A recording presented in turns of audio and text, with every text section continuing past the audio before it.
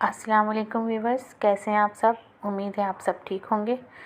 تو چلیے ایک نئی کہانی میں آپ کے ساتھ پھر شیئر کرتی ہوں، یقیناً آپ کو بہت پسند آئے گی۔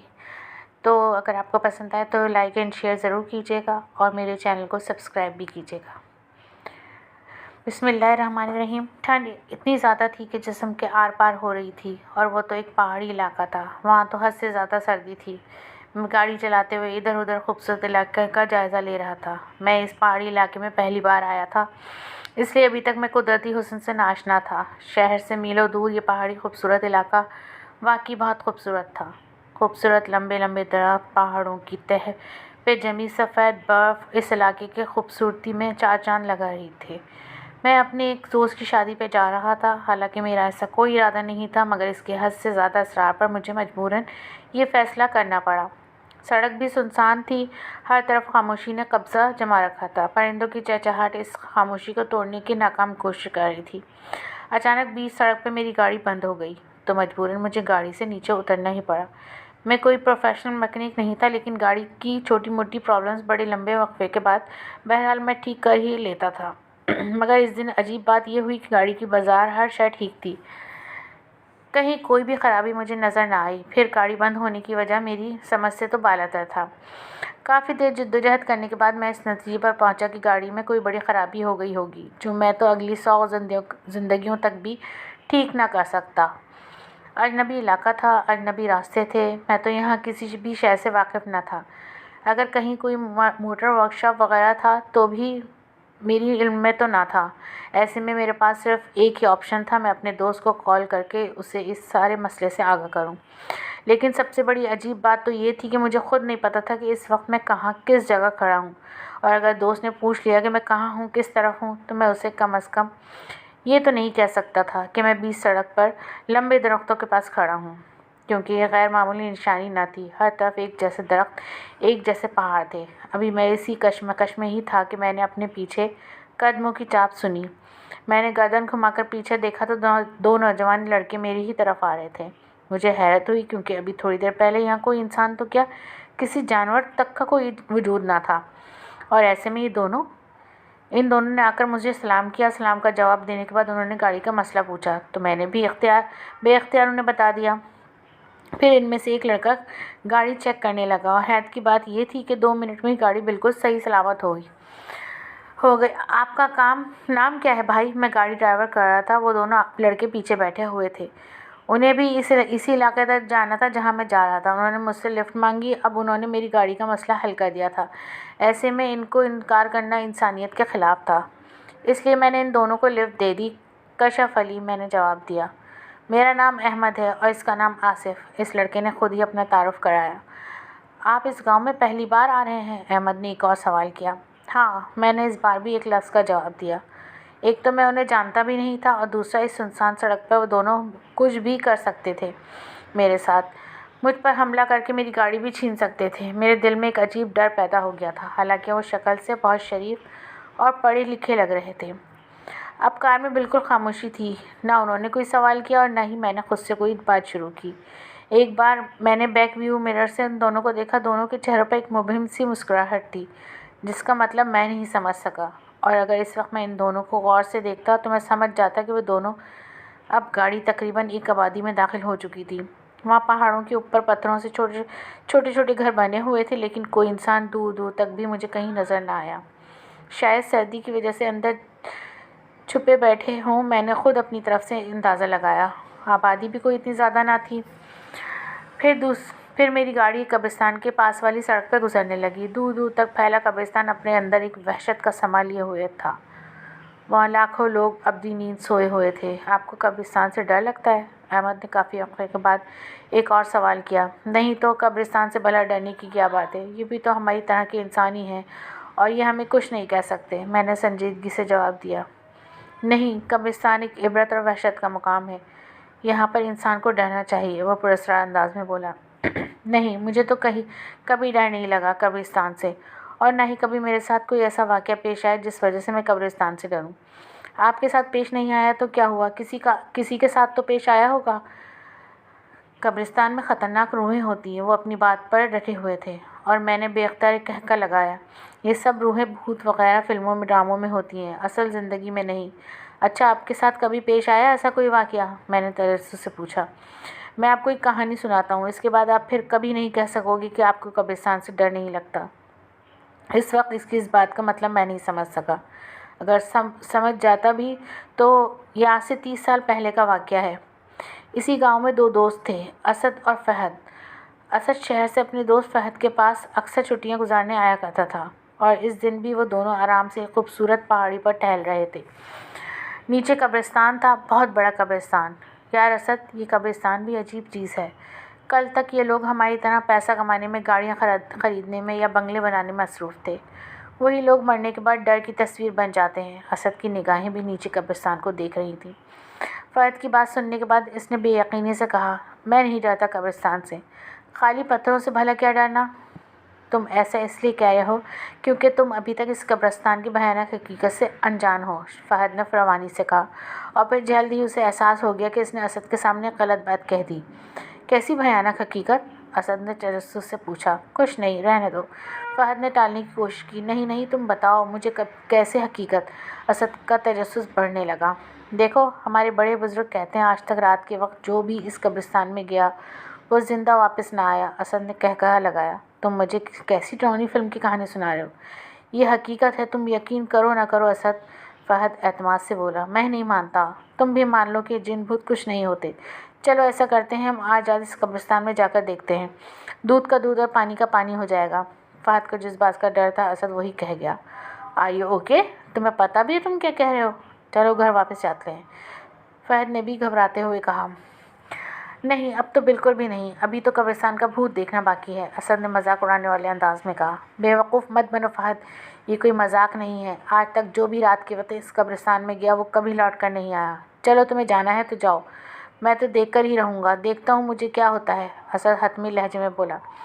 فہد کی گھبراہٹ میں مزید اضافہ ہو گیا۔ اسد کسی بھی طرح اس کی بات ماننے کو تیار نہ تھا۔ اسے سمجھانے کا وہ ہر طریقہ استعمال کر چکا تھا، مگر اسد ضدی تھا اور اسے ان سب چیزوں کا ہمیشہ سے ہی شوق رہا تھا۔ وہ چاہ کر بھی اپنے بچپن کے دوست کو اکیلا نہیں چھوڑ سکتا تھا۔ اسے اسد کی ضد کے سامنے مجبوراً رات کو اس قبرستان جانے کا فیصلہ کرنا پڑا، لیکن اس فیصلے کے باوجود وہ یہ بھی جانتا تھا کہ وہاں جانا کوئی معمولی بات نہیں ہے۔ اس کا دل تھر تھر کانپ رہا تھا۔ سورج کو کالی رات نے اپنی لپیٹ میں لے رکھا تھا، ہر طرف لرزہ دینے والا اندھیرا تھا۔ وہ دونوں دوست زندگی کے ایک ایسے بھیانک موڑ پر کھڑے تھے جہاں سے واپس لوٹ جانا مشکل نہیں، ناممکن تھا۔ وہ دونوں اس خطرناک قبرستان کے باہر کھڑے تھے۔ اس قبرستان میں لوگ رات تو کیا، دن کی روشنی میں بھی آنے سے گھبراتے ہیں۔ جانے کون سا راز دفن تھا اس قبرستان میں۔ اچانک تیز ہوا چلی اور جیسے ہوا میں ایک آواز آ رہی ہو، لوٹ جاؤ، لوٹ جاؤ۔ فہد نے اسے سمجھاتے ہوئے آخری کوشش کی، مگر اسد کا فیصلہ ابھی وہی تھا، آر یا پار، ہار یا جیت، زندگی یا موت۔ ان دونوں نے اپنا پہلا قدم اس قبرستان کے اندر رکھا۔ نہ کوئی بجلی چمکی، نہ کوئی طوفان آیا، کچھ بھی تو نہیں ہوا۔ ڈر کی ایک شدید لہر دونوں کو چھو کر نکل گئی۔ سارا قبرستان سنسان تھا، دور دور تک کسی انسان تو کیا کسی پرندے کی بھی آواز نہ تھی۔ دونوں کی نگاہیں ادھر ادھر متلاشی پھر رہی تھیں، شاید انہیں کسی کی تلاش تھی، کسی جن بھوت جو انسانوں کو کھا جاتا ہو۔ رات کے 1 بج رہے تھے۔ انہوں نے وہاں ٹھہرے ہوئے 2 گھنٹے ہو گئے تھے، لیکن انہیں کچھ بھی نہ ملا، کوئی انسان، کوئی جن، کوئی بھوت، کچھ بھی نہیں۔ دیکھا، میں نے کہا تھا نا، یہاں کچھ نہیں، گاؤں والے تو ایسی بکواس کرتے ہیں، اسد نے فاتحانہ انداز میں فہد کی طرف دیکھتے ہوئے کہا۔ اچانک کالی بلی بھاگتے ہوئے ان کے پاس سے گزری اور ہوائیں تیز تیز چلنے لگیں۔ آسمان پر بجلی چمکی جیسے کسی بہت بڑے طوفان کا پتہ دے رہی ہوں، جیسے یہاں سب کچھ تباہ ہونے والا ہے۔ پھر اسد کی نظر اچانک سامنے والی قبر پر پڑی۔ قبر سے ایک سفید داڑھی والا انسان، جس نے سفید رنگ کے ہی کپڑے پہنے ہوئے تھے، نکل رہا تھا۔ یا اللہ، یہ کیا ہے؟ یہ کوئی خواب نہیں، ایک حقیقت تھی۔ وہ سب سچ تھا۔ فہد کے دل میں شدید خواہش پیدا ہوئی، کاش وہ کوئی خواب دیکھ رہا ہو، کاش یہ سب جھوٹ ہو، لیکن ایسا کچھ نہ تھا۔ وہ سفید کپڑوں والا بوڑھا آدمی سامنے ہی کھڑا تھا، لیکن اچانک وہ غائب ہو گیا۔ نہ جانے کہاں چلا گیا۔ کون تھا وہ اور کیا چاہتا تھا؟ کہیں یہی تو سارے انسان نہیں کھاتا؟ دونوں ڈر کے مارے کانپنے لگے، پسینہ پسینہ ہو گئے تھے۔ وہ کیا دیکھ رہے تھے؟ کیسی دنیا میں پہنچ گئے تھے؟ اسد اور فہد بھاگتے ہوئے اس قبرستان سے باہر جانا چاہتے تھے، لیکن وہ ایسا نہ کر سکے۔ کیونکہ اس قبرستان کا کوئی دروازہ ہی نہیں تھا۔ جس طرف جاؤ قبریں ہی قبریں ہیں۔ وہ دونوں تھک کر رک گئے۔ پھر انہیں کسی کے چلنے کی آواز آئی۔ وہ آواز قریب ہوتی گئی۔ دونوں نے جب پیچھے دیکھا تو جیسے دھماکہ ہوا ہو۔ ایسا منظر انہوں نے پہلے کبھی نہیں دیکھا تھا۔ نہ آسمان گرا، نہ زمین پھٹی، لیکن بہت کچھ ہو گیا۔ سامنے ایک قبر پھٹا ہوا تھا۔ اس میں ایک مردہ لیٹا ہوا تھا اور اس کے پاس ایک سفید بڑی دانتوں والی بوڑھی عورت اس مردے کا خون پی رہی تھی۔ فہد کو لگا اچانک اس کی دھڑکن رک جائے گی۔ اس نے بے ساختہ اسد کا ہاتھ پکڑ لیا۔ وہ خود ڈرا ہوا تھا۔ وہ دونوں جلدی جلدی وہاں سے بھاگ گئے اور جا کر ایک قبر پر بیٹھ گئے۔ انہیں بیٹھے ہوئے نہ جانے کتنی دیر ہو گئی۔ رات کے شاید 2 بج رہے تھے کہ انہیں پاس سے ہی کسی کے رونے کی آوازیں آئیں۔ دونوں نے گردن گھما کر دیکھا تو سامنے ایک اور بوڑھی عورت ایک قبر پر ماتھا ٹیکے رو رہی تھی۔ وہ کون تھی؟ کیوں رو رہی تھی؟ ان سب باتوں میں اب فہد اور اسد کو کوئی دلچسپی نہ تھی۔ اچانک رونے کی آوازیں بڑھنے لگیں۔ تم مجھے کیوں چھوڑ کر چلے گئے؟ کون ہے میرا تیرے بعد؟ اب میں اس قبرستان سے باہر کیسے نکلوں گی؟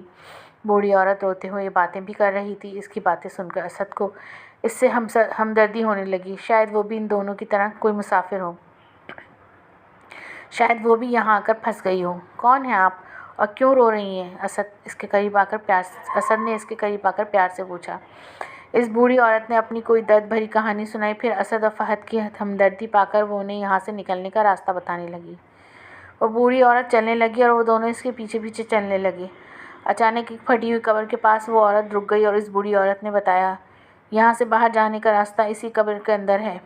بوڑھی عورت قبر میں داخل ہو گئی اور وہ دونوں بھی اس کے پیچھے پیچھے قبر میں آ گئے۔ اچانک فہد کی نظر اس کے پاؤں پر پڑے تو ان کو تو دونوں کے جسم کا خون سوکھ گیا۔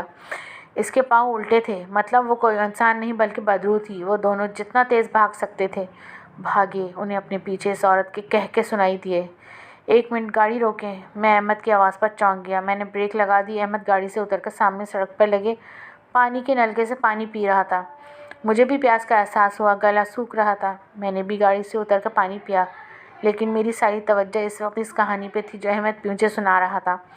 گاڑی میں واپس بیٹھ کر میں نے تجسس سے احمد کو ایک بار وہ واقعہ سنانے کو کہا۔ وہ ایک بار پھر شروع ہو چکا تھا۔ وہ دونوں وہاں سے بھاگ کر اس بھیانک قبرستان سے باہر نکلنا چاہتے تھے۔ ہوائیں تیز تیز چلنے لگیں۔ رات کی تاریکی اور زیادہ گہری ہو گئی۔ قبرستان سے طرح طرح کی آوازیں سنائی دے رہی تھیں۔ فہد اور اسد کے لیے سب کچھ نیا تھا۔ آسمان پر تارے چمک رہے تھے، لیکن وہ زیادہ دیر دکھائی نہ دیے کیونکہ ان کی جگہ بادلوں نے لے لی۔ اچانک بادل زور زور سے برسنے لگے۔ ماحول میں ایک عجیب وحشت چھا گئی، لیکن وہ چلتے رہے کیونکہ ان کی منزل دور تھی، بہت دور۔ انہیں اس قبرستان سے باہر نکلنا تھا، کسی بھی طرح، کسی بھی قیمت پر۔ بارش اور تیز ہو گئی اور ساتھ ہی ساتھ برف باری بھی شروع ہو گئی۔ پھر دیکھتے ہی دیکھتے بارش کے قطرے خون میں تبدیل ہو گئے۔ لگتا ہے قبرستان کو بھی علم ہو گیا تھا کہ وہ دونوں یہاں سے بھاگنا چاہتے ہیں۔ یہ سما بہت بڑا طوفان لے کر آئے گا۔ بھاگ جانا چاہتے ہو تم دونوں؟ موت سے بھی کبھی کوئی بھاگ سکا ہے؟ اور تم لوگوں کو لگتا ہے اس قبرستان سے بھاگنا اتنا آسان ہے؟ یہاں آتا انسان اپنی مرضی سے ہے، لیکن جائے گا وہ ہماری مرضی سے۔ یہ آواز نہ جانے کہاں سے آ رہی تھی، لیکن ان کے دل کی دھڑکن تیز کرنے کے لیے کافی تھی۔ آواز پھر سے آنا شروع ہوئی۔ 21ویں صدی کے انسانوں کو تم لوگ کیا سمجھتے ہو کہ جن بھوت کچھ نہیں ہوتے؟ اگر تم لوگ یہ سمجھتے ہو تو تم سب سے بڑے بیوقوف ہو۔ ہا ہا ہا ہا ہا۔ پھر آوازیں آنا بند ہو گئیں۔ بارش بھی تھم چکی تھی۔ ماحول ایک دم خاموش تھا، لیکن اکثر خاموشی اپنے اندر ایک بہت بڑا طوفان لیے کھڑی ہوتی ہے۔ بھاگتے بھاگتے اچانک وہ دونوں رک گئے۔ ہر طرف سفید کفن میں ملبوس بدروحیں کھڑی تھیں۔ وہ روحیں بہت بھیانک تھیں۔ ان کے لمبے دانت منہ سے باہر نکلے ہوئے تھے، ان کے منہ سے خون ٹپک رہا تھا اور اوپر آسمان پر کالے کوے منڈلا رہے تھے۔ اچانک بڑے قد والا روح آگے بڑھا ان دونوں کو مارنے کے لیے۔ وہ دونوں پیچھے کی طرف بھاگنا چاہتے تھے، مگر پیچھے بھی وہی بدروحیں تھیں۔ ان لوگوں کے لیے نکلنے کا ہر راستہ بند ہو چکا تھا۔ بڑے قد والے بدروح نے آگے بڑھ کر اسد کو اپنے لمبے ہاتھوں سے اٹھا کر ایک قبر میں ڈال دیا اور کچھ بدروحیں اسد کا خون پینے لگیں۔ فہد چلاتا رہا مگر انہوں نے اس کو ایک نہ سنی اور تھوڑی دیر میں اسد اپنی جان سے ہاتھ دھو بیٹھا۔ پھر اچانک وہ سب غائب ہو گئے۔ وہاں اس قبرستان میں کوئی نہ تھا۔ فہد اسد کی لاش پر سر رکھ کر رونے لگا۔ کیوں رو رہے ہو فہد؟ اس نے گردن اٹھا کر دیکھا۔ سامنے اسد زندہ کھڑا کہکے لگا رہا تھا۔ اس نے ایک نظر سامنے پڑی لاش کو دیکھا اور ایک نظر اسد کی روح کو۔ وہ یہ خوفناک منظر دیکھنے کی ہمت نہ کر سکا اور دل کا دورہ پڑنے سے وہ وہیں اسد کی لاش پر گر گیا۔ وہ دونوں دوست اپنی زندگی کی بازی ہار چکے تھے۔ اگلی صبح گاؤں والوں نے ان دونوں کی لاشیں قبرستان میں دیکھیں اور آج تک کسی کو پتہ نہ چل سکا اس بھیانک قبرستان کے اندر ان دونوں کے ساتھ کیا ہوا۔ احمد نے اپنی کہانی ختم کی۔ میں نے بے یقینی کے ساتھ اسے دیکھا اور ایک سوال میرے ذہن میں بجلی کی طرح آئی جو میں نے احمد سے پوچھا، وہ دونوں تو مر گئے تھے، پھر جب کسی کو نہیں پتہ چلا قبرستان کے اندر اس اندھیری رات میں کیا ہوا تھا ان دونوں کے ساتھ، تو تمہیں کیسے پتا؟ ہا ہا ہا ہا، ان دونوں نے مجموعی قہقہہ لگایا۔ میں نے بیک ویو مرر سے دیکھا ان کو دیکھا کیونکہ وہ اسد میں ہوں اور وہ فہد یہ ہے۔ وہ دونوں ایک بار پھر قہقہے لگانے لگے۔ میں نے اچانک بریک پر پاؤں رکھا، پھر یکدم کار میں خاموشی چھا گئی۔ میں نے بیک ویو مرر میں دیکھا، وہ دونوں مجھے نظر نہ آئے۔ تیزی سے گردن گھما کر میں نے پیچھے دیکھا تو وہ دونوں سیٹ خالی تھی۔ میرے جسم سے جیسے سارا خون خشک ہو گیا۔ میں حیرت سے منہ کھولے ان خالی سیٹوں کو دیکھ رہا تھا۔ ریڑھ کی ہڈی میں ایک ہلکی سی لہر دوڑ گئی۔ میں نے ماتھے کا پسینہ پونچھتے ہوئے بے اختیار سی کیفیت میں ایک بار پھر گاڑی واپس اسی راستے پر موڑ دی جس سے میں ابھی سفر کر کے آیا تھا، لیکن مجھ پہ حیرتوں کے طوفان اس وقت ٹوٹے جب میں نے اس جگہ کو دیکھا جہاں پانی کا نلکا لگا تھا، جہاں ہم نے پانی پیا تھا۔ وہاں کوئی نلکا نہیں تھا بلکہ ایک لمبا پیپل کا درخت تھا۔ مجھے اپنا سر گھومتا ہوا محسوس ہوا۔ پھر جب میں اس قبرستان تک پہنچا جہاں دور دور تک قبریں تھیں، وہاں کوئی قبرستان نہ تھا، وہاں لوگ کھیتوں میں کام کر رہے تھے۔ ایک گہرا سانس لے کر میں نے ایک بار پھر سے اپنا سفر شروع کیا، اور یہ میری زندگی کا سب سے خوفناک سفر تھا۔ امید ہے آپ سب کو میری یہ کہانی بہت پسند آئے گی اور بہت ہارر بھی ہے۔ تو آپ کو اگر پسند آئے تو میری کہانی کو لائک اور شیئر ضرور کیجیے گا۔ انشاءاللہ پھر ایک نئی کہانی کے ساتھ ملیں گے، تب تک کے لیے اجازت دیجیے۔ اللہ حافظ۔